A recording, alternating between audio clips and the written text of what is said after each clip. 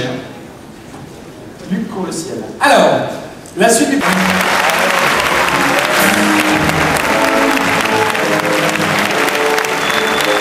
bien sûr, la star incontournable de Star Wars, Monsieur Roger Carrel.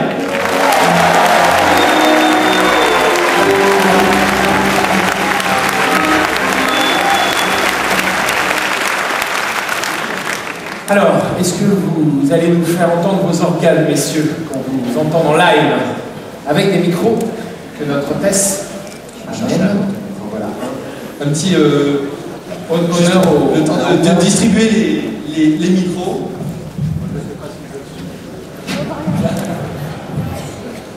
Je ne sais pas si je suis Palpatine ou Darth Sidious ici, alors il faut que je choisisse entre la main comme ça ou celle du Seigneur Palpatine. Alors on vous lance le défi, est-ce que vous voulez nous parler, à partir de maintenant, vous nous adressez la parole comme l'empereur. Lequel? Non, le Darth Sidious. Voilà. Mais je peux pas, il me faut plusieurs ingénieurs du son pour m'aider avec ça, parce que sinon je ne peux pas descendre comme ça dans les graves, ça va pas. Les ingénieurs du son sont là, ils peuvent vous encourager. Voilà, allez-y.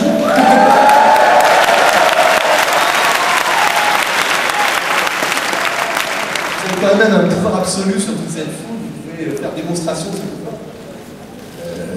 Je ne fais pas mes armes, je ne fais pas ça. Il vous faut des éclairs aussi, c'est vrai. Alors, justement, Monsieur Claes, est-ce que le fait de changer cette voix au cours d'un film, est-ce une difficulté pour vous?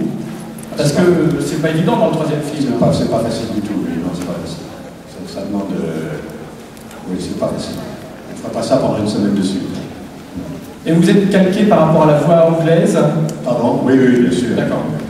Ah oui, on essaie d'être le plus près possible des personnages américains et de la voix anglaise, absolument. Qui eux-mêmes, enfin, Palpatine Darth Sidious a lui-même été transformé dans le studio avec les ingénieurs, effectivement. J'ai une question pour vous tous d'ailleurs. C'est, est-ce qu'en 77, vous avez tous vu Star Wars quand il est sorti? Oui. Qu'est-ce que vous en avez pensé? C'est impressionnant, très impressionnant. Roger? De toute façon, quand on a fait la première projection, on était troublés parce qu'on découvrait vraiment une nouveauté dans les trucages qui était vraiment exceptionnelle, bien qu'à l'époque, et que ce soit amélioré maintenant, à l'époque, on avait rêvé dans l'enfance des chevaliers, on les retrouvait avec l'ensemble magique, on rêvait des westerns, on avait en même temps le western, et on avait maintenant des droïdes en plus. C'était une merveille. Jean? Oui, ça a été un grand choc. On a regardé le film d'aventure, surtout les trois premiers épisodes, c'était magnifique. Avec la Vadiola. Oui, nous le dire avec la Vadiola, sa manière. Avec la syntaxe. Mais d'habitude, quand je double, j'ai le texte, alors j'ai pas besoin de réfléchir. Là, il faut que j'invente. Là, c'est beaucoup plus cher.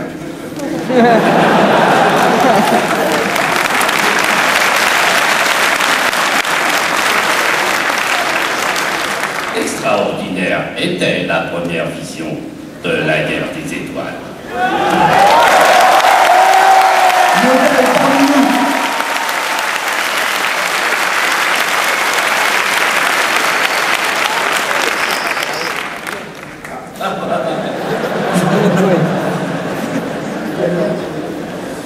Voilà, 3 micros parce que vous faites également Mark Wahlberg et Johnny Depp. En français quand même, on peut...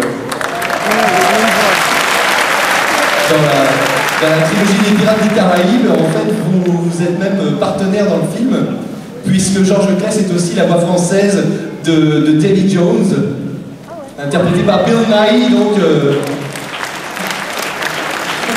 ils se lâchent plus. De trilogie en trilogie, ils vont travailler ensemble. Si je peux me permettre, vous étiez gamin en 77 quand le film est sorti et que vous avez vu Alec Guinness doublé par Philippe Dumas. Est-ce que vous vous imaginez un jour, dans cette chronologie bizarre qui est la timeline de Star Wars, vous retrouvez dans le rôle de Philippe Dumas jeune? Non, absolument pas. Parce que déjà il était plus vieux, je pensais pas que j'allais faire le plus jeune, et je pensais pas du tout non plus doubler ce film. Je faisais déjà un peu de doublage depuis quelques temps et je passais dans le couloir. Et on m'a dit que tu pourrais peut-être faire un petit une petite chose dans Star Wars. J'étais déjà très content. Et il se trouve que la personne qui doublait Obi-Wan a été remplacée. Et c'est sur moi que c'est tombé. C'est formidable. J'étais très content de le faire. Merci à cette personne qui a été remplacée, sans quoi vous ne seriez pas avec nous aujourd'hui. Vous nous disiez tout à l'heure en coulisses, vous nous disiez des choses intéressantes sur votre voix. Donc vous doublez Ewan McGregor, par exemple Johnny Depp. Vous nous disiez qu'Ewan McGregor c'était votre voix la plus naturelle en fait. Oui, c'est l'acteur avec lequel j'ai moins de problèmes, c'est une évidence, parce que voilà, je ne cherche pas à composer quoi que ce soit, c'est proche de ma voix, donc il n'y a aucun souci avec Ewan McGregor, je suis bien content. Et alors, vous pouvez nous faire une petite différence, là, une voix McGregor, Johnny Depp McGregor, c'est surtout dans Star Wars où c'est très posé, avec l'esprit Jedi, c'est oui maître, c'est très poli, très respectueux, on dit tous les mots, on ne fait pas du tout d'élisme, tout est très posé, et c'est une voix comme ça, avec un peu de grain, mais en même temps assez jeune, quoi. Johnny Depp, c'est surtout le Black Pearl. Allez, vous continuez.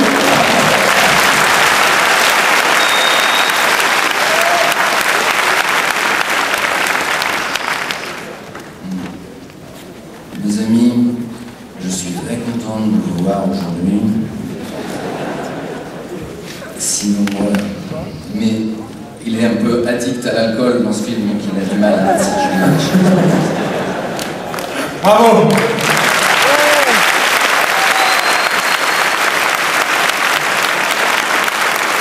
La continuité de ces voix qui, à travers les générations, se succèdent, se remplacent, Georges, en fait, vous marchez dans les traces d'Henri Virlogeux, qui était l'empereur Palpatine dans la trilogie d'origine. Est-ce que vous vous êtes un petit peu calqué sur son jeu à lui, ou purement sur le texte américain? J'ai pensé au texte américain. Je connaissais bien Henri, et puis je l'aime beaucoup, mais je n'ai pas du tout cherché à m'imiter, ça ne servait à rien d'ailleurs. Il fallait que j'essaie du cinéma américain. Oui, on a souvent travaillé ensemble, joué ensemble. Alors, moi j'avais une question pour vous tous. Quand on double un film aussi important que Star Wars, est-ce qu'on a un texte à lire et on s'inspire de la voix anglaise, ou est-ce que vous avez un directeur artistique qui est là, sur place, pour vous mettre en scène la voix que vous prenez? Il y a les deux. Le doublage en France fait de façon différente à le système allemand, italien, américain.